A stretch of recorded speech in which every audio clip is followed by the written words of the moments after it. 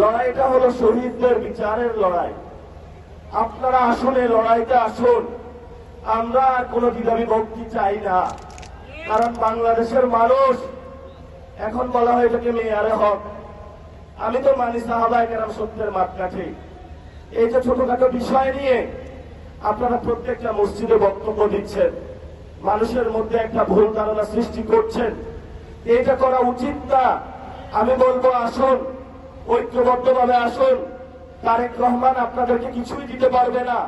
যদি দিতে হয় তাহলে মসজিদের মিনারের পাশে আপনার ঝুলনতন্ত্রের বিরুদ্ধে কথা বলতে হবে।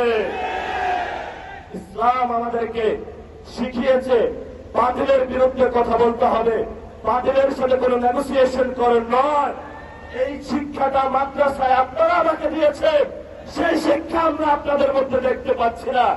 এই জন্য আপনাদের একজন সন্তান হিসেবে আপনাদের কাছে অনুরোধ করব, আমি হয়তো বেশি দূর কমে মাদ্রাসায় পড়াশোনা করতে পারি নাই, আসুন ঐক্যবদ্ধ হই।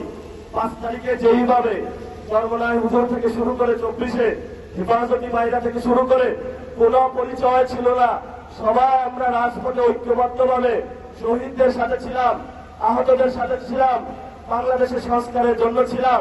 সেই জায়গাটা 2 বছরের পরে আজকে আপনাদের কাছে আহ্বান রাখলাম, আপনারা আশা করি আসবেন। জাতির এই সংকট মুহূর্তে কয়েকজন এর কারণে আপনারা বিভ্রান্ত হবেন না। তারেক রহমান বাংলাদেশে ভালো কিছু দিতে পারবে না। তারেক রহমানের যখন পতন হবে তখন আইসা মায়া কান্না করে লাভ হবে না, তখন একটু পিছনে পড়ে যাবেন। ইতিহাসের সঠিক সিদ্ধান্ত নিতে হবে।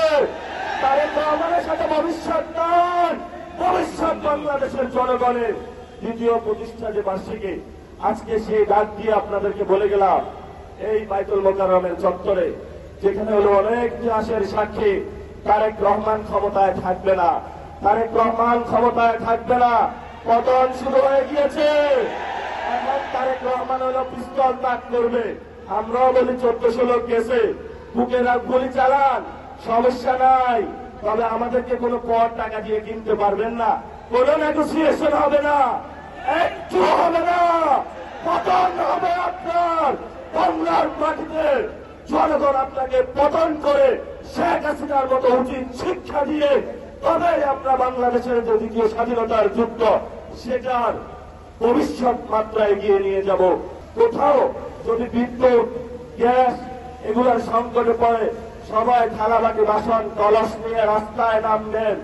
ক্ষমতায় বসেছ, গ্যাস দিতে হবে, বিদ্যুৎ দিতে হবে, সিন্ডিকেট চলবে না, কোন পণ্যের দাম বাড়ানো যাবে না। যদি না দিতে পারো ক্ষমতা থেকে চলে যান, আমরা ক্ষমতা চালাইতে পারবো ইনশাআল্লাহ।